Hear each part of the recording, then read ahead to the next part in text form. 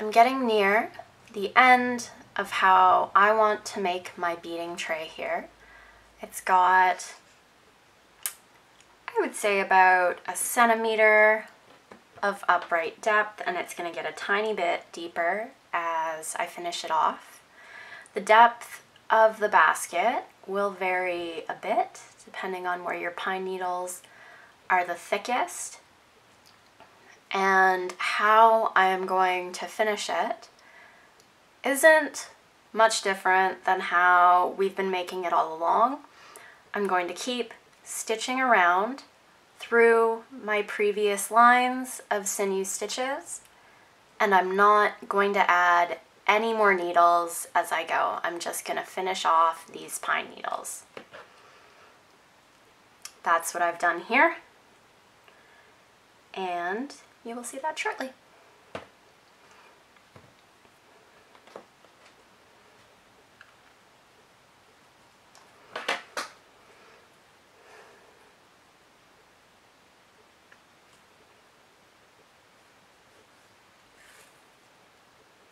Some people will stitch the entire top edge with sinew to create a kind of smooth, waxy fabric edge. I find that because the way I was taught, you're using a Glover's needle, which does cut the pine needles a bit with each stitch through. That can cause a lot of structural damage. You could do it in a way where you're very careful not to go through the pine needles, but I think that would be very challenging, and I find it to be unnecessary in my basket making. However, continually going around until you have a solid edge is something you could certainly experiment with doing, and perhaps you would find that that is how you prefer to make your baskets.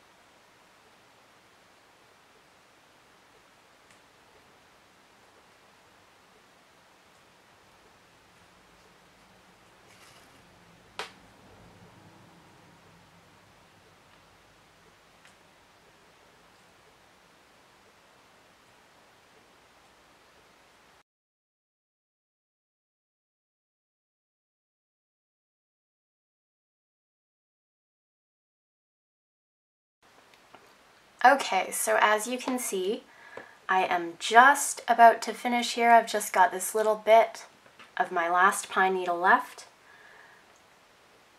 So I am going to stitch that on and show you how I like to tie off and hide the very last end of my sinew. And I'm also going to put in, just because of how my stitches have lined up, one last stitch here, like we did earlier, to add an extra spot of sinew onto our basket.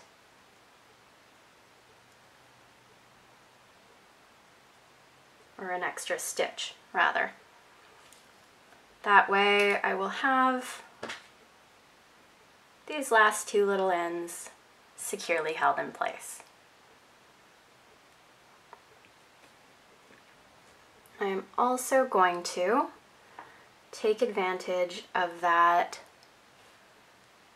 stitch, or if you didn't do that, you could use the stitch below it, any piece of your sinew that's nearby, and I'm just gonna loop loop my thread through, come back up through it, loop my thread through that existing stitch, leaving this hole here, which I can loop my thread back through to make a simple knot.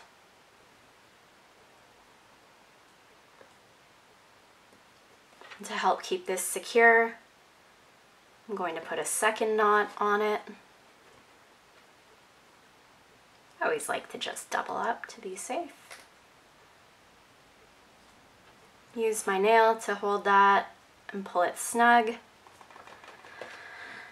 And then to hide the final tail of my sinew so that it's not just coming out looking kind of messy in my basket, I am going to take my needle and stitch along with the pine needles through the basket.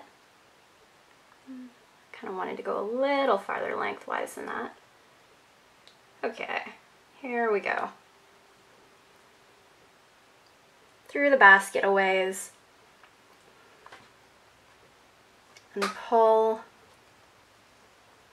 the length of my sinew that remains through there. So you can see that just leaves this little line here, which I can even push and tuck more in between the needles if I wanted, but again, I don't feel too worried about that. And on this back side, I'm going to pull it a little tighter than I want it to be in general, just so it's snug. You can snip that end, and then if you just shift the basket, loosen it up a little, it hides that tail right in there between your pine needles. And then you have your pine needle beading tray, beading dish, beading basket, whatever you want to call it.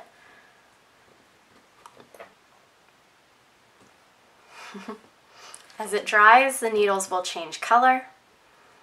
They usually, the ones I work with, usually become pale like this. And yeah, you get all sorts of interesting and beautiful contrast depending on the sinew that you use.